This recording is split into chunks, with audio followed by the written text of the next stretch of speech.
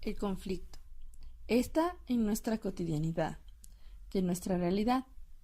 De igual forma, en nuestra vida, sea en la calle como en la política, y en la casa, y aún en la historia de nuestra cultura, siempre es conflictiva, y es que los dos hermanos juegan este papel preponderante en la historia, que en su situación pueden ponerse de acuerdo y tal vez defiendan su parte, y esto crea los conflictos, que es lo que nos habla en esta pregunta. La problemática que podemos encontrar dentro de la historia de los tres hermanos es algo así como un acontecimiento, hecho o situación, como por un ejemplo al aborto, a las violaciones, que pueden referirse a temas de problemática, y también a una disposición de lo que debería de ser. En la historia de los tres hermanos siempre hay este componente de conflicto y desacuerdo a nivel cognitivo, asimismo emociones, sentimientos entre sus discursos. Diferencias de los afrodescendientes de nuestro país Ecuador, el Chota y Esmeraldas. En el Chota, su poblamiento comenzó formando haciendas coloniales, que se concentraron como una importante población esclavizada, ubicados en la provincia de Imbabura y Carchi, en donde se desarrolla el ritmo conocido como bomba, que se toca con tambores, típico ritmo de los africanos o afroamericanos. Asimismo tenemos esmeraldas. Son descendientes de sobrevivientes de buques negreros, encallados en la costa norte del Ecuador y al sur de Colombia, los cuales organizaron sus propias comunidades al margen de los indígenas y colonizadores españoles. Ellos se sumían culturalmente en la marimba. El cimarronaje, formas de resistencias contra la esclavitud y discriminación. Los cimarrones eran esclavos rebeldes, llevaban una vida de libertad en rincones apartados. Protagonistas y antagonistas. En los conflictos observamos situaciones entre varios actores, quienes discuten sobre un tema determinado, en acuerdo o en desacuerdo, siendo este una realidad siempre expuesta a la palestra de la sociedad humana. Un factor de desorden social, pero más que todo un conocimiento y enseñanza a nosotros mismos que crea esta transformación, de alguna forma hablando en un tema determinado. Un ejemplo bien tomado para un conflicto es en el oriente ecuatoriano, con respecto al Yasuní. Si bien es cierto, los ecologistas son una viva voz en defensa de la naturaleza y aún las nacionalidades que son patrimonio intangible, y se lucha por defender estas tierras. Pero el gobierno fue quien dio la iniciativa de explotarlo. Lo más importante es que es intangible y que es patrimonio.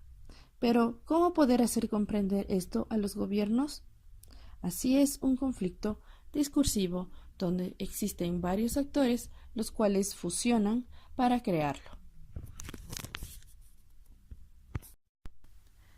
Los manejos de conflictos. Tenemos aquí una reflexión acerca de ello. Hay que entender que los conflictos siempre llevan a saber diferentes propuestas dimensionales.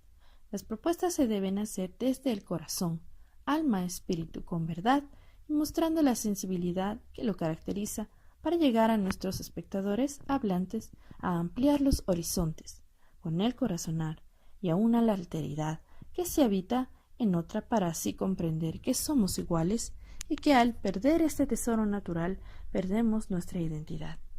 Y lo que nos hermana así tal vez podemos llegar a tener las mismas expectativas del pensamiento, solo recordando que podemos perder tan grande sitio de importancia de nuestros orígenes. La importancia del trabajo con la cultura no es el rescate de la cultura, sino la revitalización de la vida, de la cultura en nuestra sociedad. Asimismo, el folclore es el conjunto de creencias, prácticas y costumbres que son una tradición de un pueblo y de una cultura que lleva su identidad plasmada a través del mismo. Aspectos y sujetos del conflicto. El conflicto no nace, se desarrolla porque tiene componentes materiales, simbólicos, y la dimensión afectiva que ésta conlleva. Los objetivos siempre son el resolver, buscando un apoyo sobre su diversidad. Ejemplo de este caso, de igual manera, el yasuní, siendo este el más vulnerable como caso, lo cual nos hace reformular sobre la investigación y el derecho a los pueblos y nacionalidades, como identidades en despojo, ya que los destruyen sin saber el patrimonio de gran importancia y lo que es su madre tierra. Nombres de los sabios de las nacionalidades: Shuar, Sáchila, Chachis, Épera, Ahí. Shuar, Uwishin, plantas que utilizan el ayahuasca. Sáchila, Shaman Poné, medicinas que utilizan planta Caspiplanta. Los chachis son quienes utilizan su forma de medicina humeando las casas para echar fuera malas energías. El épera son quienes utilizan su forma de medicina humeando las casas para echar fuera malas energías. El épera son plantas Santa María y Poico, medicina que utilizan para la realización de curaciones. El ay, chamán y la medicina aupática mediana. Nacionalidad que celebra la fiesta de la yista, quechaguas amazónicos. La yista se consume en enormes cantidades de azúa, al mismo tiempo que se explica todo el acervo de conocimientos colectivos sobre identidades colectivas. Características. Van desde lo colectivo a lo individual. Representaciones simbólicas y un proceso social. Los tipos: individual, el yo soy; el social, el otro, interna, externa. Rasgos diacríticos: diversidad de culturas, donde resaltan diferencias, las cuales nos hacen únicos, múltiples y diferentes. Cada persona contiene varias identidades como parte de su ser, lo cual, insisto, los vuelve únicos. La nacionalidad que lleva a sus muertos en vida. Ellos son los Shuar. Son una nacionalidad que lleva a sus muertos. Esta es una creencia de que el ser humano tenga un final, pues creen que luego de muerto su espíritu se posa en el de un ser querido. Conceptos de una familia extensa. Familia consanguínea referida a su parentela y algo céntrico y estructurado. La endogamia, de ascendencia común, de una misma familia, linaje o grupo religioso, étnico y geográfico. Las bodas entre hermanos, padres o hijos se vuelven incestos. La exogamia, contextos de sistemas de parentesco de la relación del cónyuge y que prohíbe la relación matrimonial. Poligamia, tipos de matrimonios que se permite en una persona estar casada con varios o varias al mismo tiempo. La poligamia. El hombre puede contraer matrimonio con una o más mujeres. El levirato. Viuda que pasa a ser esposa de uno de sus hermanos. El sororato. Unión matrimonial de un varón en conjunto de hermanas, hermanos o una esposa del marido difunto. Familias y nacionalidades. Chibcha. Chibcha, que proviene de Chapalacio. Cayapa, proveniente de los Cayapas. El Tzafiquí, que proviene de la provincia de Santo Domingo Táchila. Y la Huapid, que proviene de la población y de la nacionalidad Agua. Identidades colectivas. ¿Quiénes somos? Mestizos. Concepto innegable de nuestra cultura. ¿Quiénes son los otros? Estereotipos impuestos. Una intelectualidad moral que no tiene nada que ver con la identidad propia. Características lingüísticas y socioculturales. Podemos encontrar aquí la condición racial, religiosa, educativa y laboral. En los mestizos se mantiene un hecho histórico de la llegada española a América, en su cultura, ya que los españoles, con su religión, era su mayor estrategia para la dominación de las tierras. Así, por medio de ella, lograron colonizar varios lugares de América. Construcciones de la interculturalidad en la relación, en la comunicación. La identidad es una construcción dialógica de la dialéctica, y en este proceso de la alteridad constituye otra diferente. La diferencia entre multiculturalidad, pluriculturalidad, interculturalidad hace referencia a proyectos de vida de nuestra sociedad y civilización. Análisis de la alteridad, propuestas de Occidente y las sabidurías ancestrales. La alteridad es como vivo frente al otro, y no es una categoría teórica. La alteridad de Occidente nos enseña la ambición, la destrucción y la acumulación material de bienes. En la alteridad de la sabiduría comprendemos que esto viene de nuestro espíritu y mente y alma. Es al ser humano, la naturaleza que es imprescindible y la alteridad que se encuentra en el biocosmos. Esta es la alteridad, como podemos comprender. La comunicación intercultural, según Grinzo, no solo es el lenguaje verbal, puede ver más allá de esto.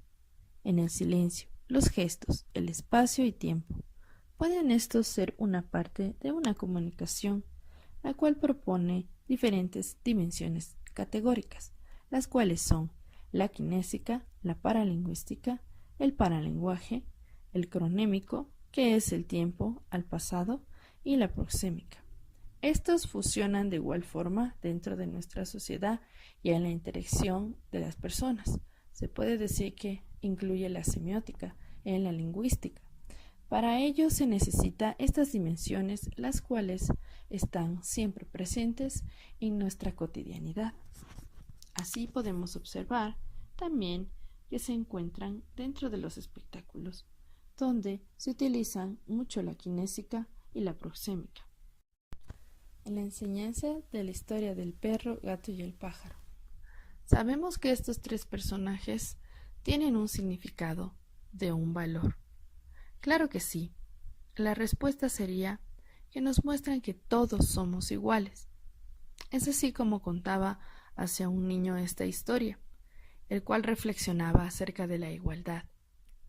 En nuestro mundo y en este universo no existe la diferencia de razas, sino que existe esa igualdad en el amor. Pero lamentablemente esto se crea un conflicto. Lo que yo he podido aprender simplemente es a que tengo que respetar y no discriminar, a no ser racista, a inculcar a los niños que el racismo no viene de un espíritu humano, sino que esto no contribuye a nuestra vida natural. Es importante que los niños aprendan desde muy pequeños estos valores que en nuestra sociedad se están perdiendo. Asimismo, los niños comprenderán que el poder compartir con diferentes personas de diferentes nacionalidades y pueblos es lo más interesante y lo más hermoso que de alguna manera nuestra Pachamama nos enseña. Propuesta, método, sabiduría, principios y enfoques. Sabemos que el pensamiento cientificista cree que sabe la verdad y que es el único que la pertenece. Pero sabemos que en la sabiduría andina el Kausai es quien busca el descubrimiento de la verdad. Por ende, el pensamiento cientificista se encuentra erróneo. Además, la sabiduría andina busca el descubrimiento de la verdad, porque se siente parte del bioverso, y asimismo el ser humano parte del bioverso y el cosmos, que son en el espíritu-mente y no son materiales. El método sabiduría es el camino de los principios y enfoques del buen vivir. Así tenemos la totalidad y la relacionalidad. En la totalidad encontramos el cosmos.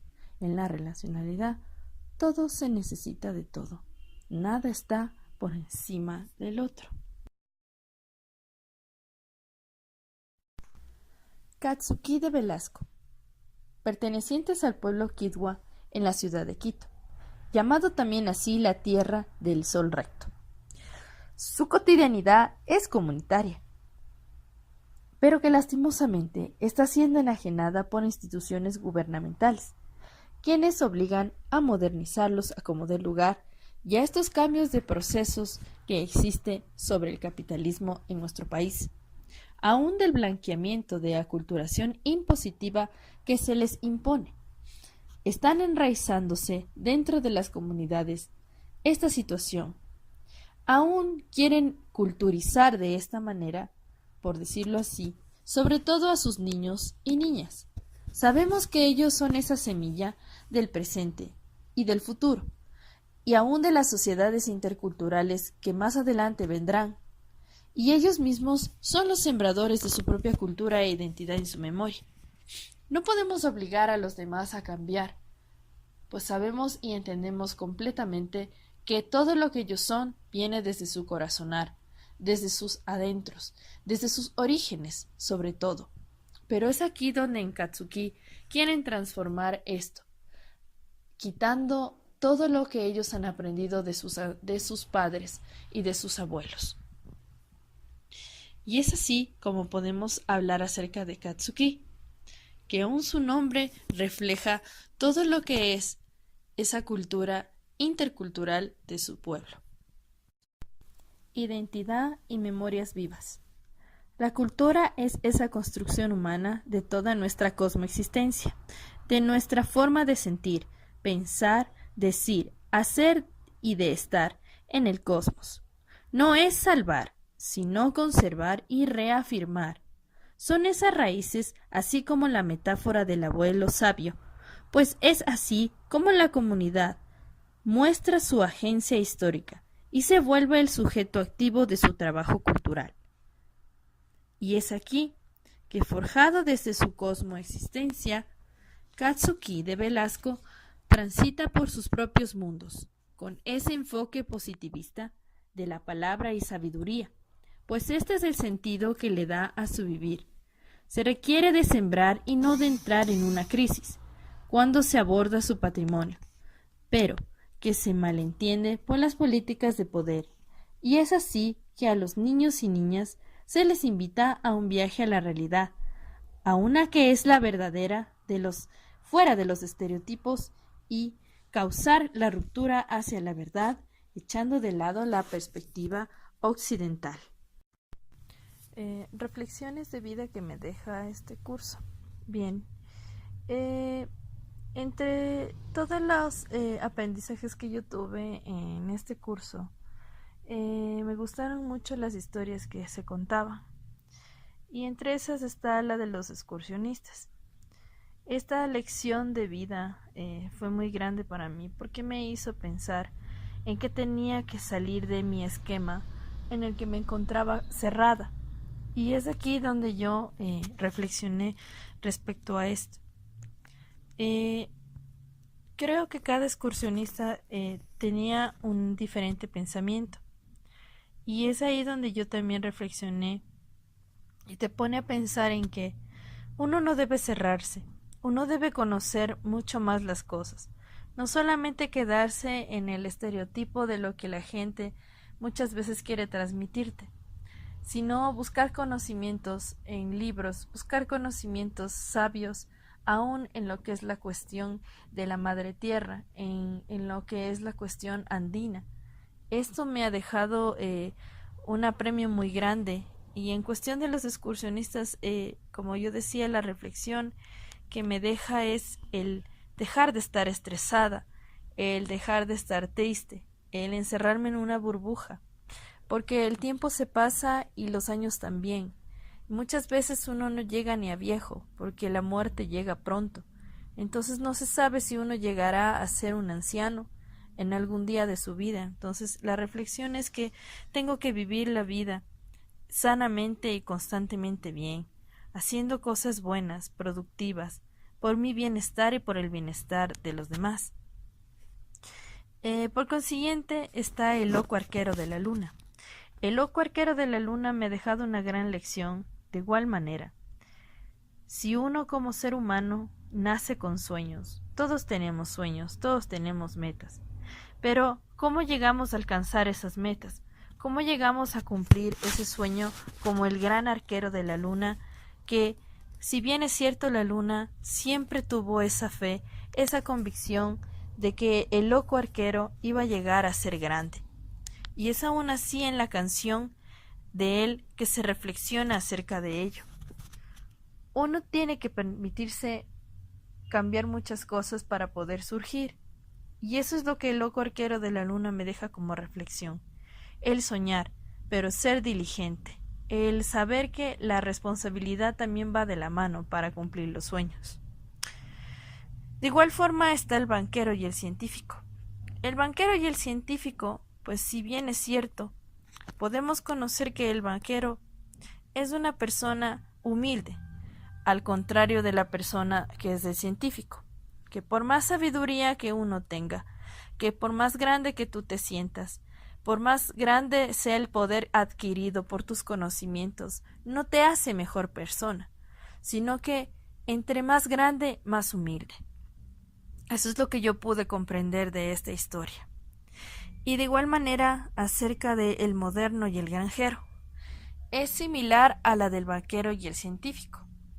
Pues bien, si sabemos que la humildad y la honestidad es y son valores muy preciados, lamentablemente en este siglo XXI ya no se ve de esa forma, pues la gente se ha dejado llevar por el estrés del sitio donde uno vive, del cosmopolita, de la ciudad, de estas cosas del materialismo y este modernismo al que estamos sometidos toda la sociedad.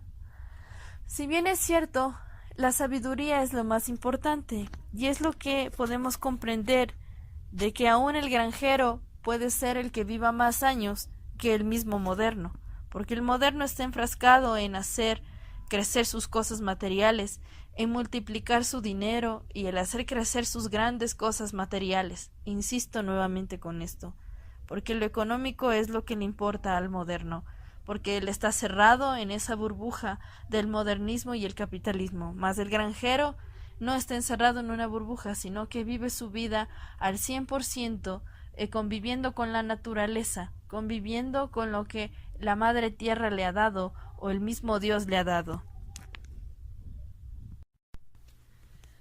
Carta dirigida a mis padres, a mi hijo y a mi amor. Carta a mis padres. La carta a mis padres sería, primero que nada, el agradecerles profundamente cómo ellos se han sacrificado no solamente por mí, sino por mis 3 hermanos. Mi madre siempre ha sido ese empuje, esa fuerza que me ha dado para seguir adelante. Mi madre, siempre cariñosa, pero con su carácter fuerte, que es lo que ha hecho que yo, hoy en día, esté siguiendo adelante y no haya decaído o menguado en algún vicio. Y es aquí donde estoy, gracias a mi madre, a sus cuidados, gracias a su apoyo y aun a sus correcciones que bien me hicieron para yo ser la mujer que soy ahora. Tal vez no una mujer de bien, pero soy una mujer que sin embargo de las cosas ha surgido y ha seguido adelante. Carta a mi padre. Mi padre siempre ese también pilar fundamental en mi vida, que a pesar de no ser demostrativo con su amor, ha demostrado su cariño y fidelidad, ayudándome aún económicamente, mi padre. Sí, tengo que admitir que mi padre siempre dice que el apoyo lo ha dado económicamente, pero también ha estado ahí en esos momentos duros para darme ese abrazo y ese ánimo para seguir. Y a pesar de que mis padres no están en este momento aquí, están a la distancia, los extraño y los echo de menos. Y aún más cuando me vaya de esta ciudad, no sé cómo le voy a hacer, pero sé que ellos me tienen en su mente y corazón y siempre están pendientes, no solamente de mi persona, sino también de mis hermanas y hermanos. Carta a mi hijo, mi pequeño Daniel, mi pequeño empuje también, por el cual yo sigo adelante, Y aunque muchas personas se burlen de que soy una madre joven, de que soy una madre que le trajo, entre comillas, una bendición, porque ahí en las redes sociales la gente se burla de esto, y es una forma de discriminar a las madres jóvenes que muy temprano se embarazaron, pero he ahí las madres jóvenes responsables, y es aquí donde yo, como toda joven, he logrado surgir y he logrado seguir adelante con mi pilarcito, con mi piojito, con mi niño pequeño, que es un gran bebé, es un ángel para mí. Es ese niño que tiene una inteligencia y una dulzura que irradia a todos, que solamente con su gracia hace sonreír. Él es mi empuje, él es mi empeño, él es todavía ese objetivo por el que debo vivir. Esa es la carta que yo le dirijo a mi pequeño hijo. Y carta a mi amor. Carta a mi amor. El amor existe. El amor está presente. A pesar de todas las cosas, a pesar de que muchas personas digan que no existe, el amor está ahí. Sin amor uno tampoco puede vivir, y sin lo económico también. Pero sin amor, ¿por qué tenemos entonces corazón los seres humanos? ¿Por qué sentimos? ¿Por qué tenemos emociones? ¿Por qué lloramos? ¿Por qué tenemos tristeza? Esta carta dirigida a mi amor es porque sin él, de alguna manera, no he podido surgir. Pero es ahí por lo cual yo estoy, siguiendo adelante también. El amor mío está siempre en mi mente y en mi corazón. Siempre está presente. Y solamente con su presencia siento esa tranquilidad y esa emoción de saber que ese amor es verdadero, que ese amor es grato para mí y que su amor solo es para mí. Gracias a mi amor por estar en los momentos buenos y malos. Gracias a mi amor por ser esa luz que irradia a través de sus ojos y a través de su presencia y su figura. Gracias también a mi amor, porque por él también siento, y no como otros dicen, que a pesar de tener títulos grandes, no saben lo que es el amor y no saben lo que es el sentir dentro del corazón. El amor existe, insisto, el amor existe y es lo que a muchos nos hace falta, tal vez esa dulzura, tal vez esa inocencia que a mi amor le destaca, esa amabilidad, y el ser reservado muchas veces también es irradiar amor.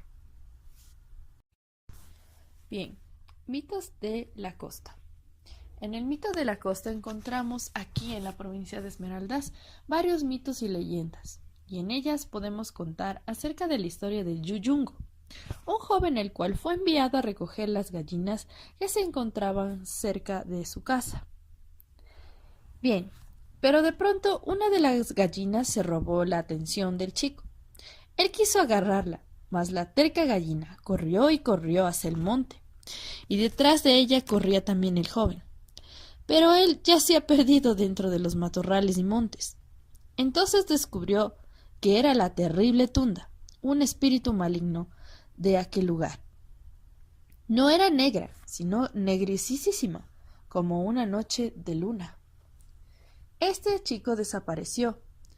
Al momento en que se enteraron los pobladores de aquel lugar, fueron a buscarle con la madrina, el bombo, el cunacay y el guasá. Cuando le encontraron, le echaron agua bendita, porque él había comido de lo que, pues, la Tunda le había preparado, y así lo había dejado abandonado al chico para ir en busca de otra de sus víctimas. Mito de la Amazonía. En la tierra de los Sionas existía un hombre que había dedicado su vida a la caza. Un día el cielo se oscureció de manera muy extraña. Mientras tanto, el cazador de sapos se encontraba tranquilo en su morada, y de repente la madre de los sapos se sentó en su hombro, en el derecho, y fue a hostigarle.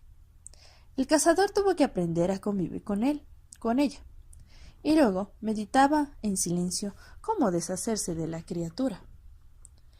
Él un día le pidió al animal que se bajara por un momento de su hombro, el cual accedió, y éste se lanzó al agua, y así pudo desaparecer. Pero el cazador tuvo su mala recompensa, y así miles de sapitos ahora son libres y habitan en este pueblo del Siona, tranquilos y felices, pues de alguna manera la madre sapo fue quien le enseñó una gran lección, de que él no podía tocar a la madre naturaleza, sino que debía respetarla y cuidarla. Frases de Dolores Cacuango y Tránsito Amaguaña. En una de las frases, o entre alguna de las frases de Dolores Cacuango, encontramos algunas que nos hacen reflexionar con respecto a la vida. Y es aquí donde podemos encontrar una de ellas. Y podemos presentarla de esta manera. Nosotros somos como los granos de quinoa. Si estamos solos, el viento nos lleva lejos. Pero si estamos unidos en un costal, nada hace el viento. En la reflexión que yo puedo dar con respecto a esta hermosa frase es que si un pueblo, que si una familia, que si un grupo de amigos está unido por cosas buenas, con un objetivo bueno, para salvaguardar la vida de los demás, para ayudar a la sociedad, pues nunca seremos rotos. En algún lado de un libro escuché que cordón de 3 dobleces no se rompe. Y es así también como Dolores Cacuango, a través de estas palabras, nos habla de que en la unión se hace la fuerza. Y si hay esta fuerza, ¿quién puede derrumbar las ideales que se tienen? Entonces, es así como ella expresa en esta frase. Si se está unido, pues nadie ni nada puede derrumbar esos objetivos y esos deseos de cosas buenas que tenemos para la vida. Así como ella luchó por su pueblo, por esa libertad tan anhelada y quitar esa esclavitud en la que nos encontrábamos, en la que se encontraban ellos, tanto los niños jóvenes como ancianos. Frases de Tránsito Amaguaña. Yo he viajado, he caminado por todos los lugares, pero jamás he negociado con la sangre de mis hermanos. La reflexión que podemos observar dentro de esta frase habla por sí sola. Nos habla acerca de la honestidad, de la fidelidad, de la humildad que uno debe tener como persona.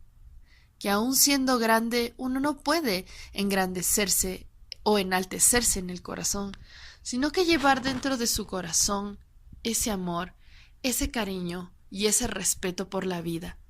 Así es como he tomado en cuenta una de estas frases de Tránsito Amaguaña, por ser una de las líderes indígenas más importantes, así como Dolores Cacuango, que por cierto, ellas eran muy amigas y cómplices para algo bueno, cómplices para lo positivo, para la libertad, para lo que tanto se anhelaba en ese tiempo, que era esta liberación de los indígenas, pero no un libertinaje, sino una libertad pacífica, en la que muchos de los blancos no comprendían. Y es así que con humildad ella nos muestra esta frase, mostrando que durante toda su vida todo fue honesto en su corazón y en su mente, pensando en los demás y aún dejando de lado su vida porque otros sean felices, porque otros puedan llevar su vida pacíficamente. Y es así como nos muestra esta reflexión Tránsito Amaguaña. La sabiduría del silencio. Bien, ¿qué he aprendido acerca de la sabiduría del silencio? Bueno, si bien es cierto, siempre estamos en el mundo rodeados de el ruido, de música, el ruido de los autos, el ruido de los aviones, el conversar de la gente, ruidos de los objetos, ¿no? Todo lo que está en nuestro contorno, lo cual siempre estamos ya acostumbrados a vivir con el ruido, con este molesto ruido que muchas veces se hace. Pero de alguna manera, sí, si bien es cierto, cuando yo era más joven, durante mi, se puede decir, luego de haber dado a luz a mi hijo, pasé un año encerrada en mi casa.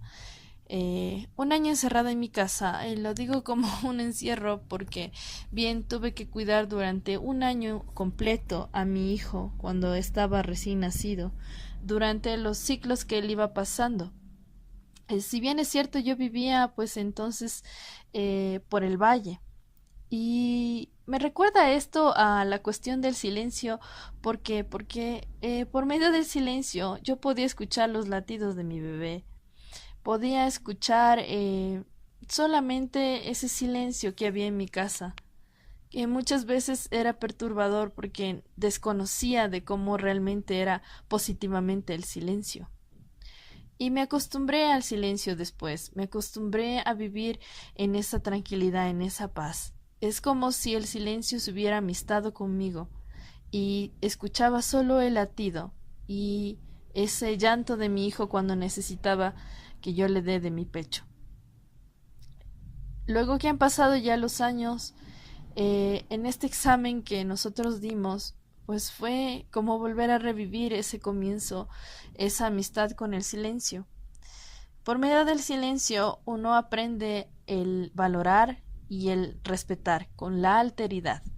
La alteridad se hace un juego y una fusión con el silencio en ese momento.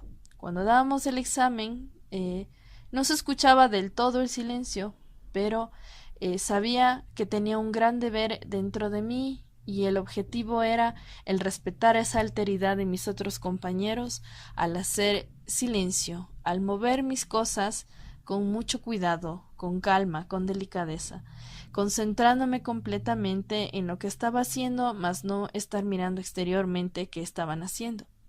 El silencio me ha dejado una gran reflexión acerca del respeto y de la alteridad que uno debe tener con sus compañeros y aun consigo mismo. Esto es lo que yo he podido aprender con respecto al silencio, que bien, si bien es cierto, despeja la mente y la libertad para poder tener una idea clara de lo que se va a hacer. Entonces es así como el silencio me ha dejado esta gran expectativa. He aprendido que esta sabiduría es muy importante para poder escuchar, porque entre más se escucha, más se aprende, y entre más se aprende, más se puede saber y dar a otros de este conocimiento tan importante como lo es la sabiduría del silencio.